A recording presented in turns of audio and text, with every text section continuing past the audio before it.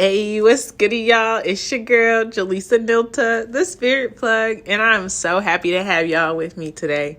As the title says, we'll be talking about people pleasing. We'll be going through kind of some historical context of how people pleasing came to be, how being raised to survive and not thrive plays a part in that, and how all of that then co-creates this idea that love is conditional.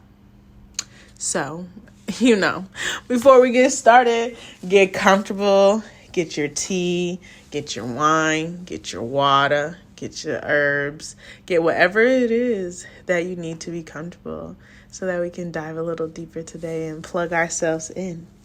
For me today, I am drinking spearmint with eucalyptus, little good, warm, sensational tea. I love the way that mint feels when you breathe it in and breathe it out. Feels amazing. And also with a little dash of Blue Dream, if you know, y'all know. So yeah, get comfortable and let's get started. Before we get started, I got a message for y'all. So sit back, let's go, plug yourself in. While you're waiting, go ahead and hit that like button, the subscribe button, and in the comment, leave me the vibe. Let me know how y'all feeling. Let me know how your day's been. Let me know, what stuck out to you the video. All right, and well, let's get to it. Ashe, love y'all. Y'all, you don't owe nobody. Like, you don't owe nobody anything. You don't owe nobody anything. And you especially don't owe nobody who has continuously disrespected your essence here on earth. Especially don't owe them people. So no, especially those who continue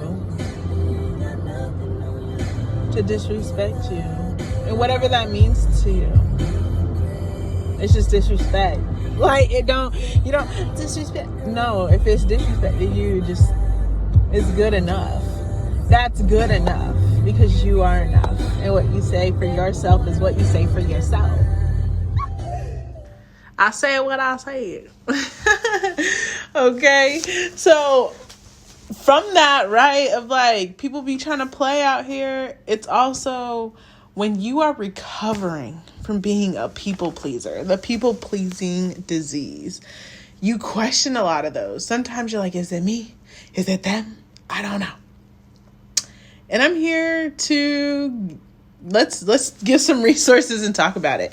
So the first thing, right, is like the historical context of people pleasing. And from my own experience and research and just listening to other people's testimony, people pleasing is coming from a place of, I want you to envision an environment of like a minefield. Right? This environment could be anywhere. It could be at work. It could be at school. It could be at a place that you call home, or all of those things at once. And so when you go into work, let's say, right, and it is a place that you aren't necessarily sure how people are going to react to you day by day, that's a minefield, baby. You don't know if you're going to turn and the bomb is just going to explode again, right? So if we put that together in let's envision another picture of being on the plantation, right? Some of the history of being on the plantation, you say the wrong thing, you look the wrong way, you wear the wrong thing. At any moment, you could be killed, you could be stripped from your family, you could be tortured, and the list can go on for so many triggering events that could happen. so then the people who experience that head on, right, living on the plantation, grew up with a conditioning of, I have to be a certain way to avoid XYZ, right? So this is the making of the idea of control and power, and then introducing this thing that's fear, right? Reintroducing fear. We're no longer talking about the fear of being kidnapped or sold off into slavery. We're now in it. We're in the plantation. So this is now creating a new wave of fear, right? Oh, people think like, oh, we're on the plantation, it's not going to be that bad anymore, we'll just do what we need to do. No, we're going to step it up a notch and create another level of fear that comes with it. So that's what I'm referring to as the minefield. You just never know what could cause the ticking of the bomb. You can make a wrong step, and anything can happen. For those who are raised directly on the plantation, right, now have learned this new way of living life in this kind of minefield mindset of not knowing what would happen next. So in order to prepare their offspring, right, they raise them to survive. Surviving and thriving are two different things. Surviving is barely making it, right? It's a deficit. It's tiring. It's exhausting. When we move to a place of thriving, right, there's freedom in that. There is a breath of fresh air. There's autonomy. There's clarity. There's so many more things when you're moving in a motion of thriving, right? That's a higher vibration. So most of the time, and still currently, people forget we're not that far from plantations. Like, I literally worked on a campus where I got here in 2017. Their plantation, and it's still a plantation here, was named Plantation. Like, you would drive on campus and the arrow would be like, to the plantation. Like, these things are not far from us. So we need to realize how it's still impacting us mentally. The game is mental, right? So moving into the postpartum of the plantation era, we see more enlightenment about this obey, right? Obey in the house, obey in the school, obey in the church, and really using forms of punishment,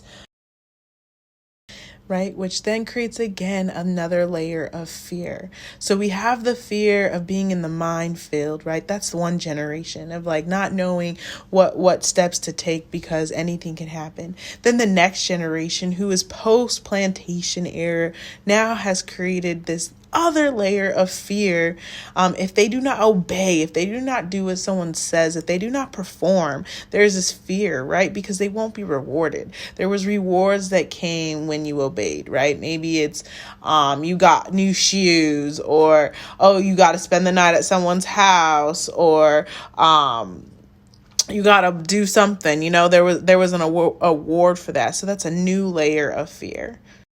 So with this new layer of fear, we still haven't, the generation beforehand hadn't addressed the minefield, fear-induced mindset, right? So then we're adding on the additional raising, like with a survival mindset. And both of these incidents, which is really a layer multitude, right, are creating this condition of love being something that is earned.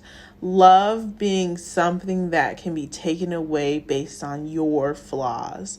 Love, actually not even flaws. Like, love can be taken away based on somebody else's perception about who you are as an individual. That is not love. Love is unconditional, right? So we can't even get to a place of saying love is unconditional because many people pleasers, well, I'll speak for my damn self. When I was people pleasing and unaware of it, I literally am pleasing other people because of the fear that love will be taken away if I do not act a certain way. Because I have had experiences in my life from people who quote unquote say love you, treat me as a condition. I even think about the church, right? I was raised very much in the Catholic Church, Brazil, Roman Catholic Church to be exact. And, even so simply as like the 10 Commandments were introduced in a way of like, if you don't command to these things, God, Mary, Jesus, and all the above will not love you, right? You will not make it into the gates of heaven. That is conditional love. That is literally opposite of what the universe and entities, spirits, guides show us day to day. People pleasing is coming from a place of not being enough, conditioning people to think that their production is what makes them worthy. Their obedience is what makes them worthy. And that is just not love. That's not love. People pleasing is a long-dated historical condition to the world that we are living in today. And unless we peel back the layers individually, I'm not saying you need to go figure out world isms. You just need to understand how it shows up in your everyday life. I give you a few examples throughout this video of my own experience, but what I want for you the most is just to know that you are enough, and how you show up today, tomorrow, and beyond is enough, and that it's also going to fluctuate.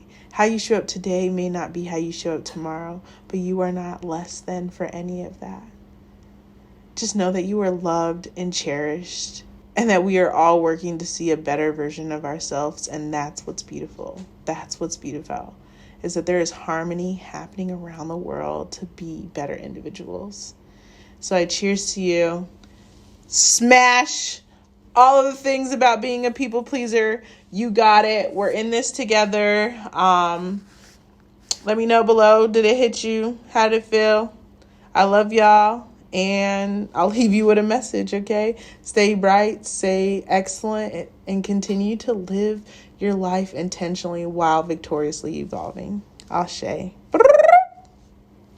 But it's cold here, girl. But we out here looking fly. Out here looking fly. And the sun came out. Ashe, give thanks.